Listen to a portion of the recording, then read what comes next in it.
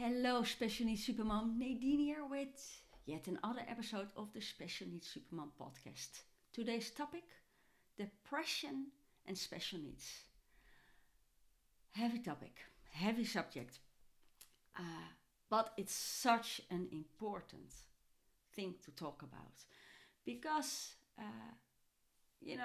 statistics show that depression in teens is already, higher. Yay for hormones. And now add in a special need. And you have double the fun. Fun.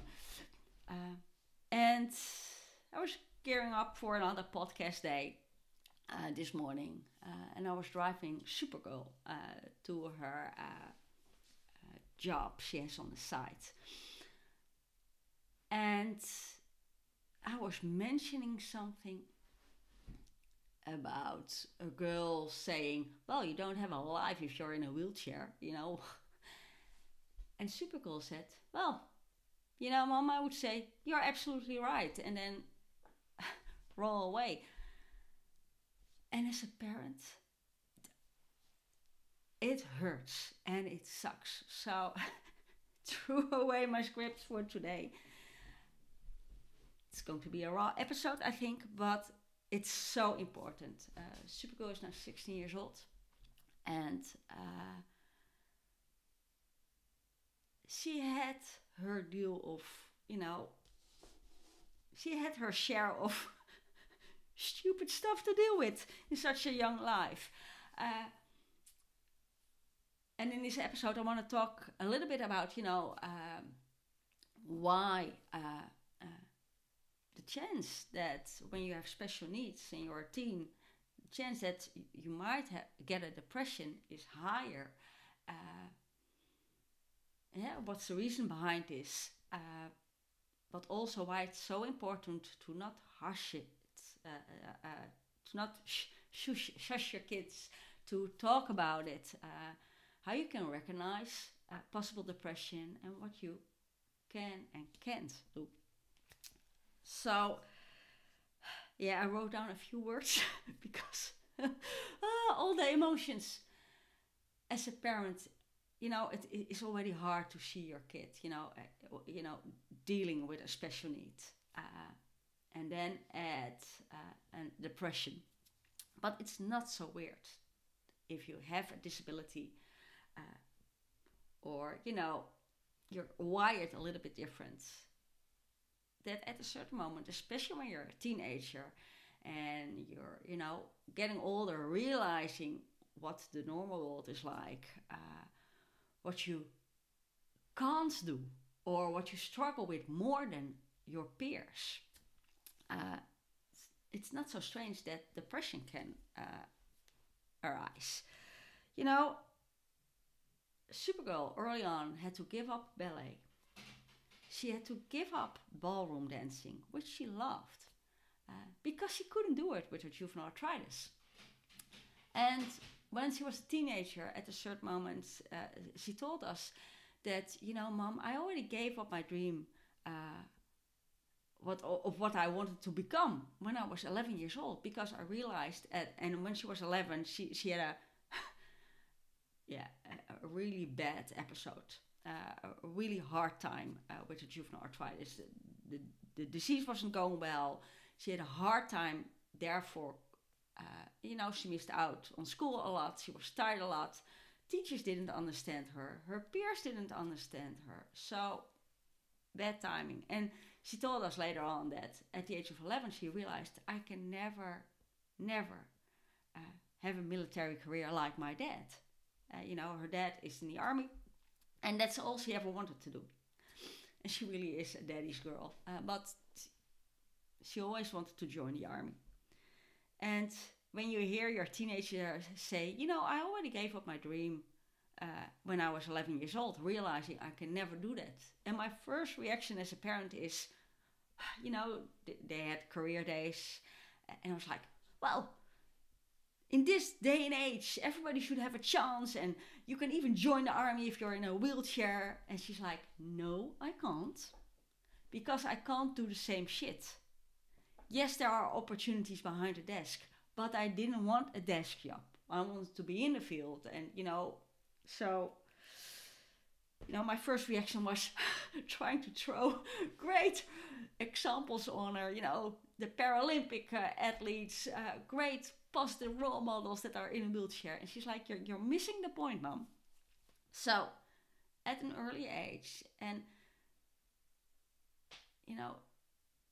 they might not even, they do realize it, but not the consequences for later on, that they have to give up a certain sport, or they can't even do that certain sport. Or if you have autism, have this disconnect, the world doesn't understand you and you don't understand the world. And if you don't have a good support network on you, that can really cause problems. So besides, giving up a sport you like, giving up a career, at an early age. With juvenile arthritis, you have chronic pain and chronic fatigue, at least the majority. Even when the disease is calm, so there's no inflammation, about 70% still deals with chronic pain and chronic fatigue.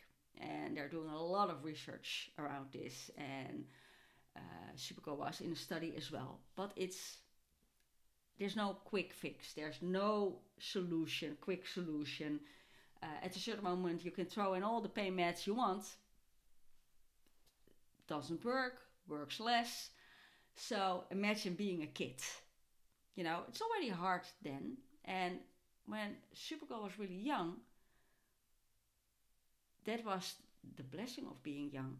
She didn't realize that this was weird.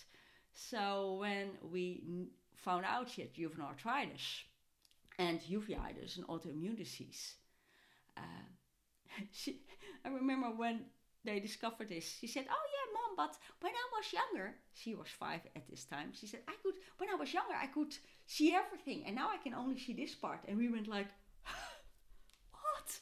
Why didn't you?" And we had a great doctor in Kansas, Dr. Hogg. Oh, I still love her. And she said, don't blame yourself. As a kid, you don't know what is normal. So if your kid only she doesn't know what is normal. Having stiff ankles when you're 3 or 4 years old, you don't realize it. And we had a strong-willed girl, so she went on anyway.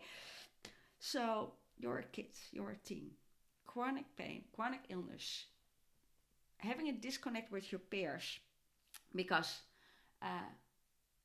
not only your teachers don't get it, your family doesn't get it, but your peers don't get it as well, because one day you're in a wheelchair and the next day you're running around. Or for Supergirl, it was when she was in elementary school, they had, they did their morning routine, they had a little break, she would run around, and after recess, she was done and had to go home. Teachers didn't get it. I was spoiling her, and it was only because I was present. I was a volunteer at the school. And because of that, they were like, "Oh, it's only because she sees you." So I tried to skip on that, but it had nothing to do with that. So if your teachers don't get it, if your peers don't get it, if your own, family doesn't get it, for years, even my mom said, "You're spoiling her too much. You shouldn't carry her all the time." And after, when we were we're at the zoo for a day or something like that, or we walked to the city center, and for my parents that's like 15-minute walk, and she couldn't walk back, and I would always carry her, and they were like, "You're just spoiling her." No, I'm not. So if you constantly have to explain yourself and justify yourself, that makes it hard. Then you miss out. So you miss all the classes. You have to catch up. But when you're at home, it's not like that you go home and do your schoolwork there. You're home and you have to rest because you're exhausted. If your body's constantly fighting the whole day, you're tired. So it's not about just lay on bed and study there. You really have to rest. And your brain, the brain fog with a disease like juvenile arthritis is a real deal. It's the same with overwhelm when you have ADHD and autism. When you're young and you don't have your systems in place yet, or perhaps meds to help you focus.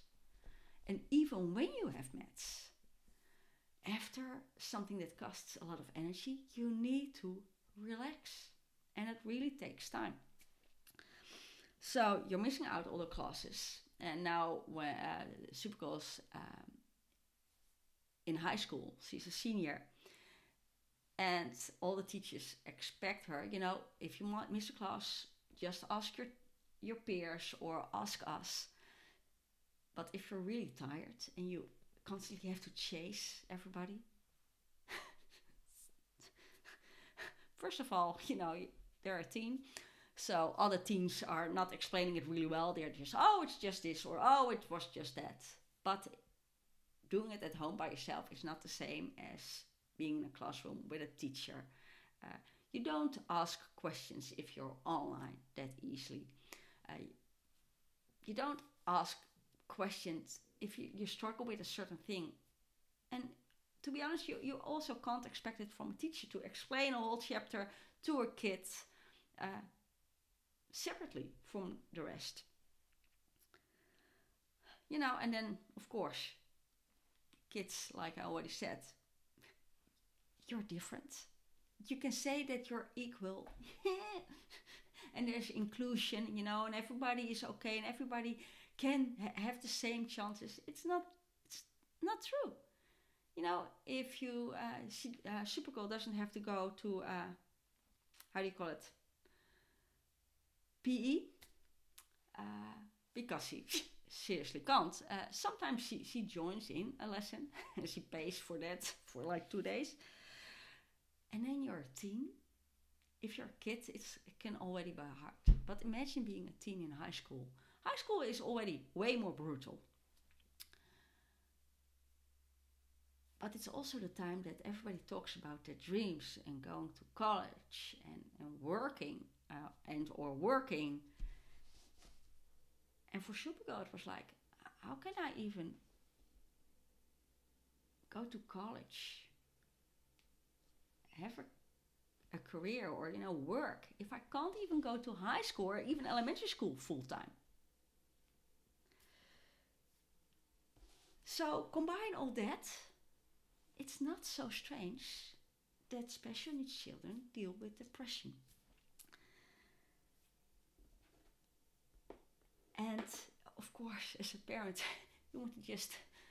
I remember when we had hospital days when she was younger. Every hospital visit, she would get a little present.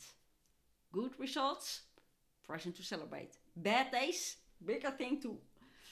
And I think it was also when she was around 10 or 11 years old. And bad hospital day, bad results. Not going well, and I wanted to, shall we just go to the toy store and buy you blah blah blah? And Supergirl said, Mom,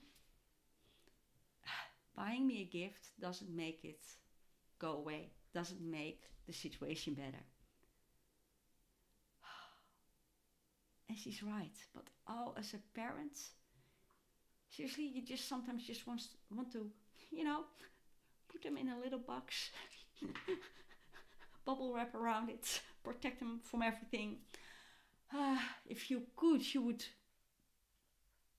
carry their load, but it's their load, so they have to experience things themselves and find a way themselves. And so this was one of the first signs, that she started to struggle mentally as well. When she was in about 5th grade of elementary school, because she skipped a lot, her disease was not going well, losing friends, because of course she also wasn't the honest, the nicest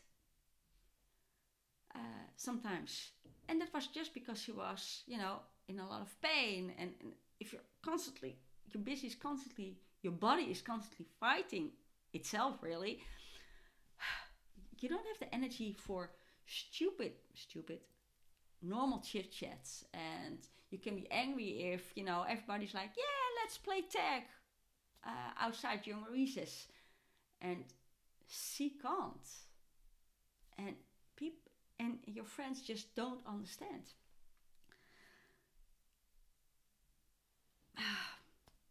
What can you do as a parent? I think it's really important to watch out for those signs. Of course, our teens retreat to their rooms already way more often, but if they don't want to go out at all anymore, if they're losing friends because they just can't communicate anymore, they're so tired with everything, so they're starting having fights with friends, losing friends, don't even want to go out for what they used to find really fun. Start seeing everything as not possible anymore.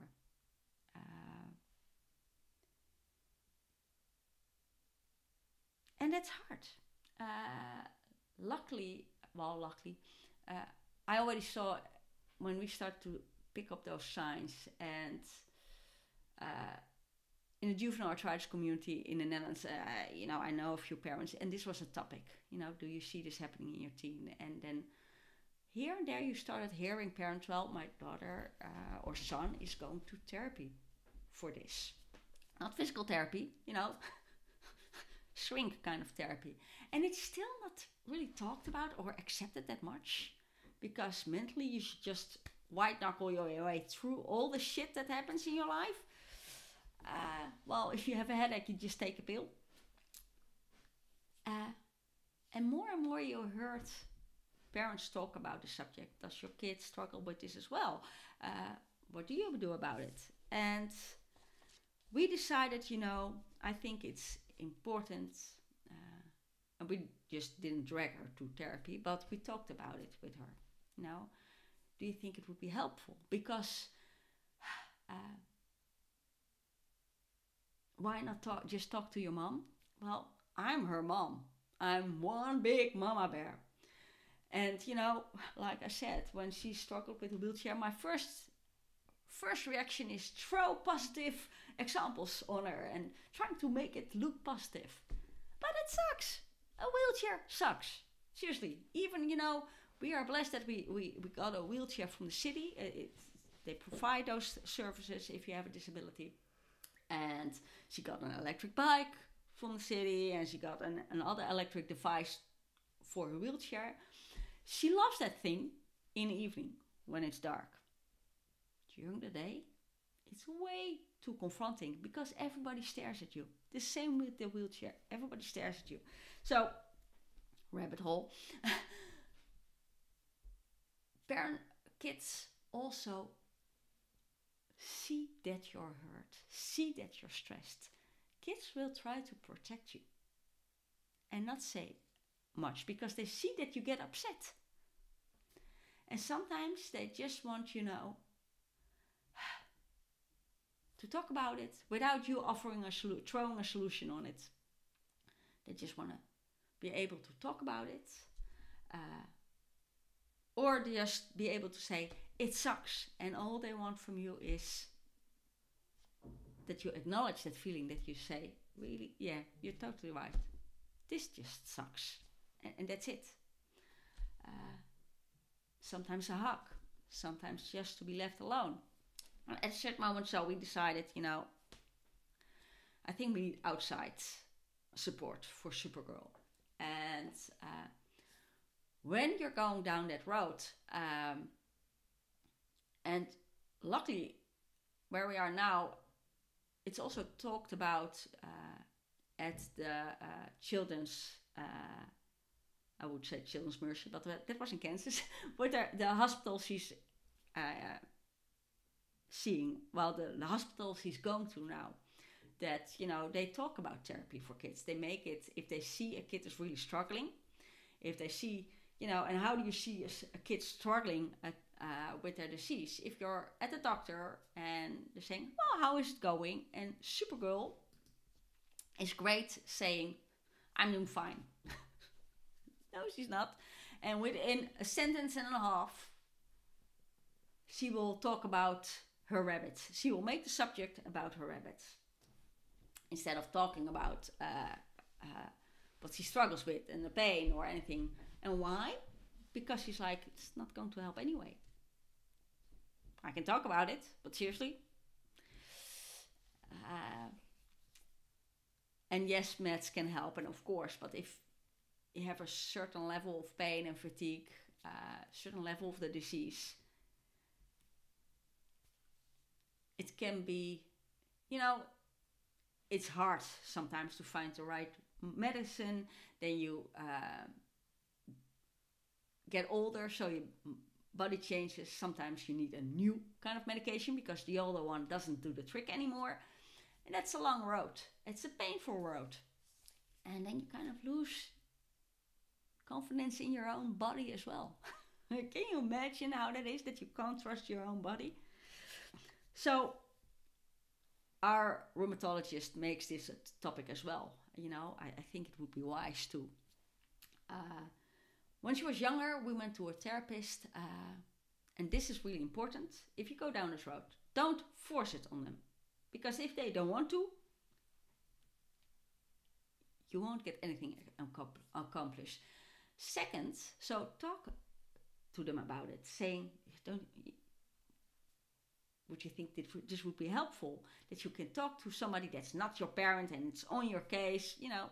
I joked a little bit about it as well, and showing my downfalls really, and how it may be helpful to talk to somebody that's not her mom or dad. Second step is find therapy that fits your child's needs and personality. Supergirl goes to a high school specialized in animal care, is going to college specialized in animal care. So animals are her thing.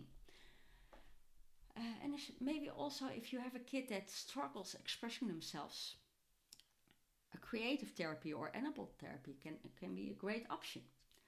So find a therapy and talk with your kid about this. Even when they're 6 or 7 years old. I think often this stage is when your kid is a bit older, so end of middle school, high school. Talk to them about it. See what your options are. And when they start therapy, they need to have, we call it a click with your therapist. Seriously, if there's no match, if there's a disconnect with the therapist and your kid, of course, you should try it at least 2 times, maybe 3. But after that, after the second or third session, your kid still is like, really? I don't like him or don't like her, she doesn't get it. Stop the therapy, find somebody else. Because if you keep forcing them, it's another thing they have to do. And they're going to therapy, it doesn't help, they're going to resent having therapy. And there's a good chance, I saw that with a friend of Supergirl, because the parents of that kid, force the kid, it's really important, just go. And she just faked it. Yeah, it was going great. And it wasn't. So they finished that therapy. And that kid just faked it, lied about it, and didn't get any help. Didn't get the help she or he needed. So it's really important. Because next time they're going to mention therapy to that kid will be like, really? You didn't listen to me the first time. And the last time was a disaster as well. And you kept on saying, it's so great. And it wasn't. So Keep that in mind. And this is just therapy for your kids. But maybe it's really good. Maybe it can be really helpful for you as a parent to go to therapy as well. Because we have to deal with quite some shit. Let's be honest. When we got kids, we might have all these dreams, hopes. And I was like, I'm going to marry the guy of my dreams. We're going to have 2 kids just acing it. And we're both going to have our careers on the side. 2 special needs kids. Didn't happen. First of all, I'm a military spouse. So when I met my husband, he said, I really like you, but I'm going to get deployed in 2 months. Okay, great. And he's been away during the week for most of my kids' life. So that's well, no, now I'm exaggerating, but during the week, he often wasn't at home. He was on the military base and not at home. So I was doing it mostly by myself for a lot of years. And after school care wasn't possible with Wonder Boy. When Supergirl got really sick, I needed to be able to pick her up all the time. So I loved my corporate career, but it wasn't possible anymore. And it really took me some time to deal with this and find myself again. And when Supergirl was going through a really bad time in high school, we had therapy sessions as well. Every 6 weeks, we talked with the supervisor and her therapist. They didn't share what, of course, because that's confidential. But they just wanted to see how we were as parents and how we handled things. And well, do you want some more guidance or help? And my husband was like, oh, I don't need it. But I was like, well, I would really like to have some therapy for myself because I want to know how to make Supergirl happy. I really struggle with that. That was, of course, a real big red flag. But that's a topic for another time. But as a parent, your kid grieves because of the things they can't do, the things that are not normal, dealing with a disease. But you as a parent,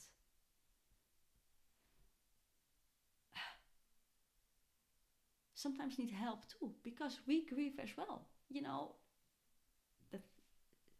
Watching our kids suffer, really, going through things that are not easy. So, Supergirl was already calling me to end this session. If you see your kids struggle,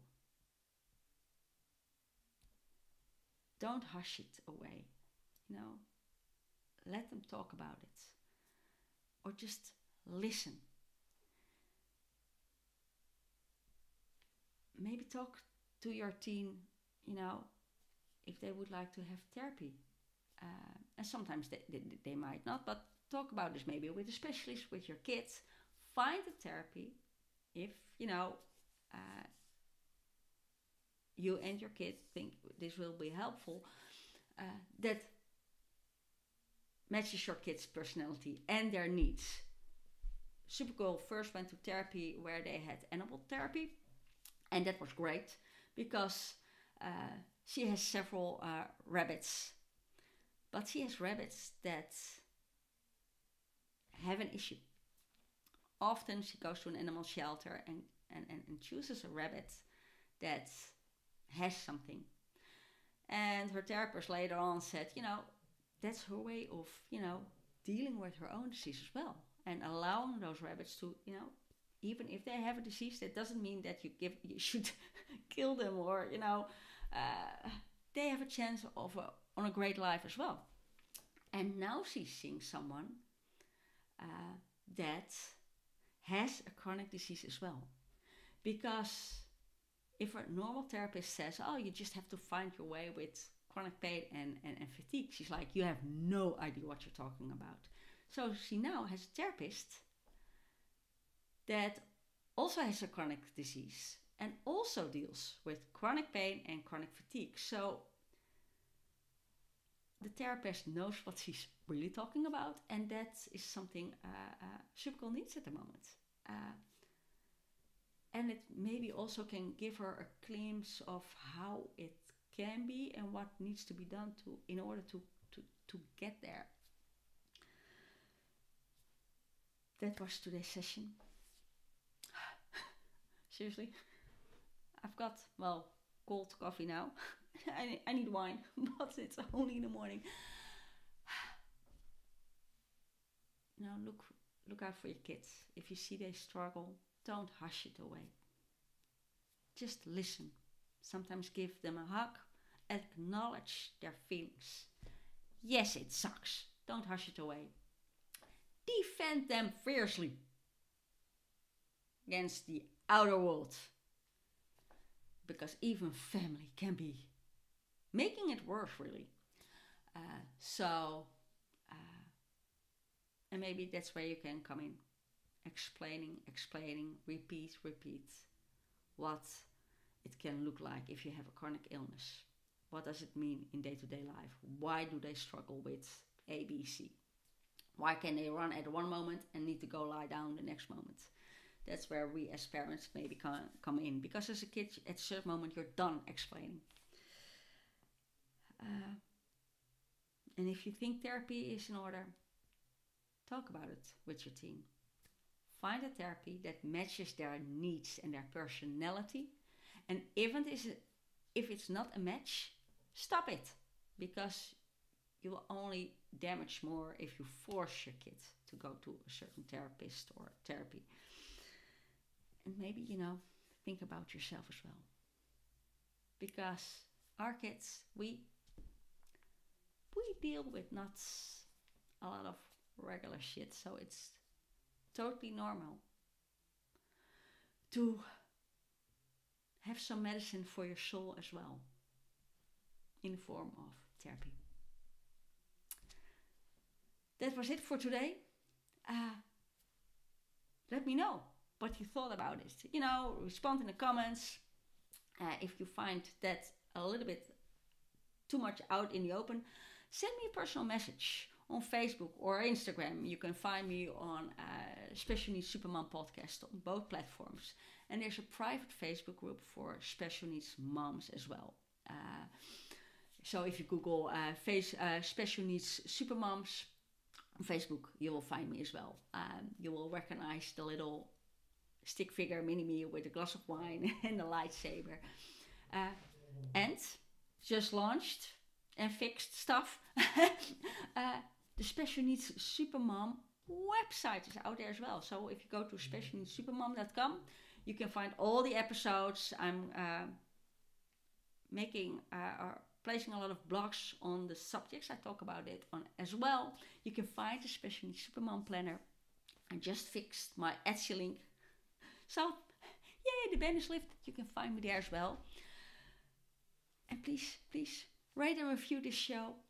Because it really helps fellow special needs supermoms like you to find this podcast. And of course, that's great for me, but also for moms like us that need, that virtual glass of wine for their minds. For now, till next time. Bye.